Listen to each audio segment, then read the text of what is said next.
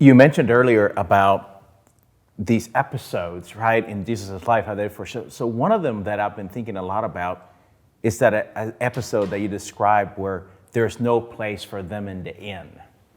And there's this beautiful ritual around Christmas time from Mexico called Las Posadas. Oh, yeah.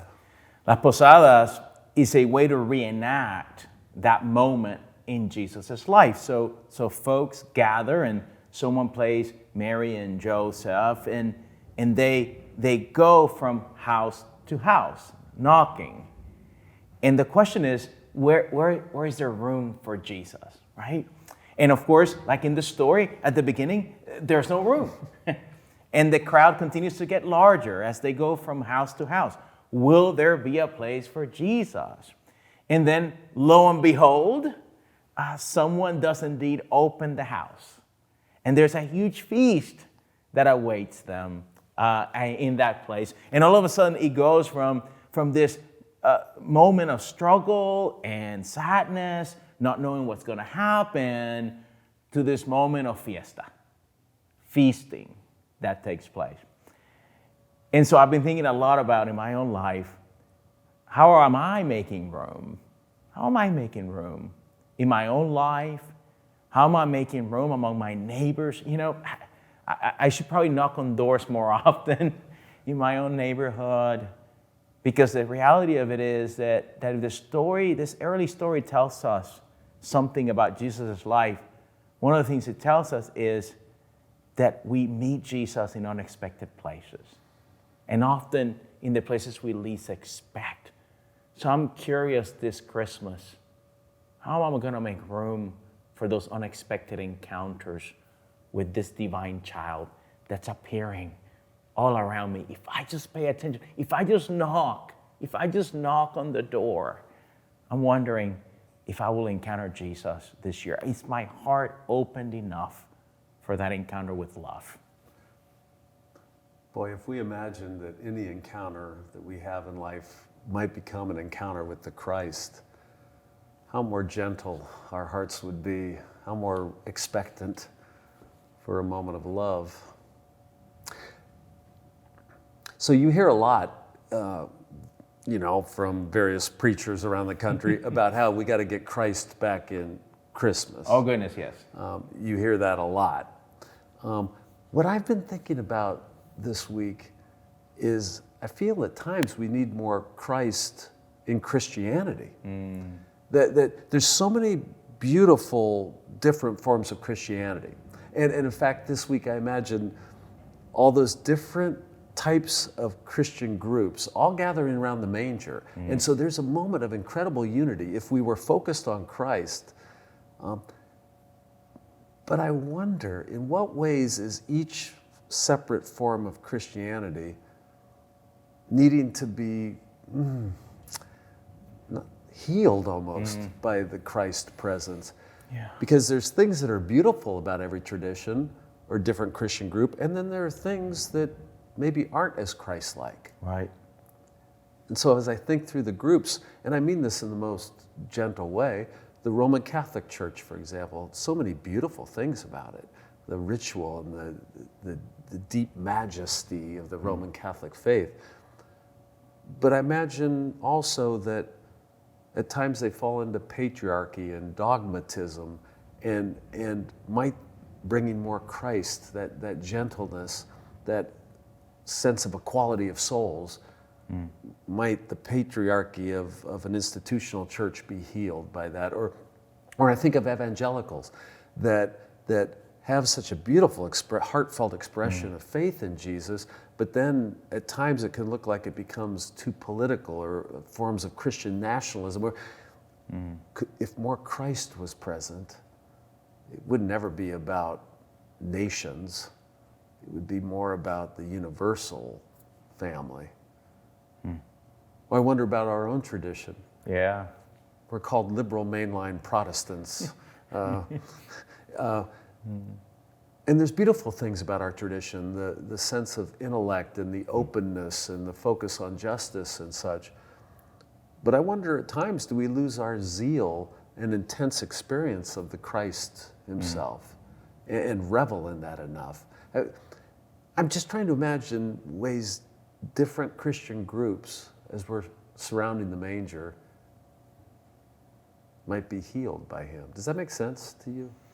Yeah, I kept on thinking about, I think, so in this season, we have an opportunity in some ways to practice this. So what does it mean for Christians to be a people who are committed and rehearsing love with one another? So what you're saying is to get in touch with a deeper thing other than the labels we might take on for ourselves. In our own tradition, sometimes we can get too heady, for example, and not allow for the heart. Sometimes too, we might confuse justice for Jesus.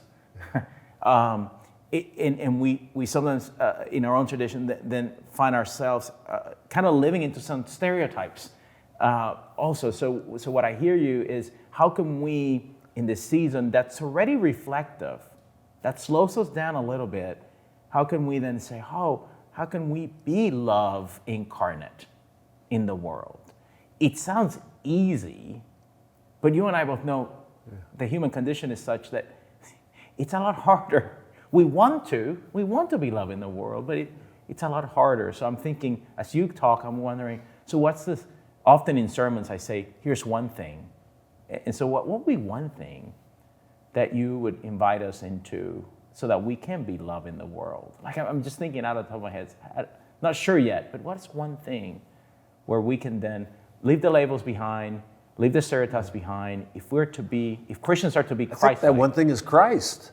Yeah. At least in my imagination. Like, I love that there are over 200 Christian denominations in America. I love that diversity, and each brings a special witness. I celebrate that. Yeah.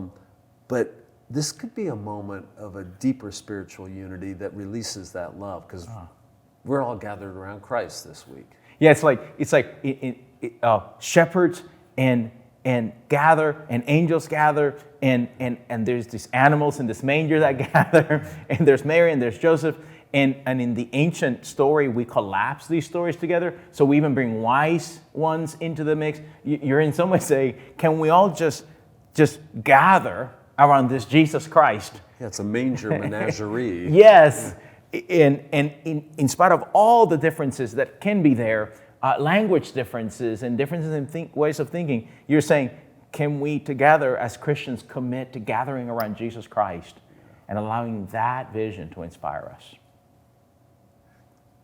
And I'm thinking about a little theological point too that inspires me. I know a lot of American Christianity focuses so intensely on his sacrificial death as the atoning sacrifice that saves us. But I know that there's some ancient traditions in the Christian church that actually focused more on the incarnation as that moment that brought God and humanity together. Not as much the cross. The cross was still understood to be part of a whole process, but there was an ancient church father that said, God became human so that humans could become God. Oscar Romero, over Salvador. He said that too? Because I was thinking of Irenaeus. So they share sentences re-speak themselves through the ages. But this idea that it's the incarnation, the birth of Jesus, God becoming human, that's what brings this separation, this gulf that we can experience between God and humanity. That's what brings it together. And so I want to fully revel in that theological fact. There's an atonement this day when Christ is born, an at-one-ment. Does that make sense? Dios se convirtió en hombre para que el hombre se convierta en Dios. God became human so that humans can. So I love that idea of us in some ways reclaiming what the ancient church called deification, right? Transformation. I'm a former United Methodist, right? So in Wesleyan, sanctification. Yeah, in Wesleyan theology, sanctification. I'm wondering too, if we focus on Christ, if we focus on this incarnation, if we focus on this divine life, it also helps us often leave behind some of the things. We tend to so hyper-focus on things that divide us. What I hear you saying once again is, you're trying to help all of us think about things that unite us, things that we can gather around, things that help us shed our hyper-focus on ourselves. That's right. And I think the incarnation focuses more on that incarnate divinity in each person to live it out now, whereas sometimes the cross and resurrection seems to focus in the afterlife. Oh, yeah.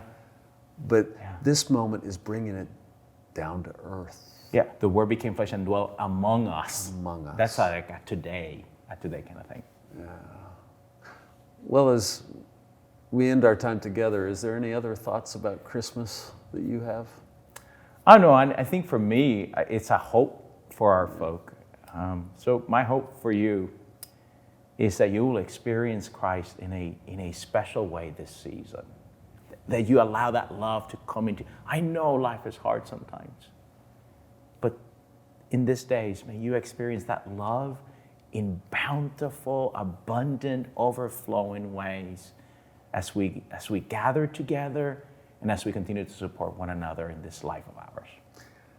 And I'm celebrating that this is the one moment that the widespread culture and the church are perfectly aligned, this celebration moment, because Christmas is such a cultural holiday as well. Well, I don't think that's a problem. I think it can add to the joy. All of this brought together, so in any way that your family is gathering, any way that you've been at parties and been around friends, all that's the joy as we surround Christ. So, may Christ be with you today and in the days to come.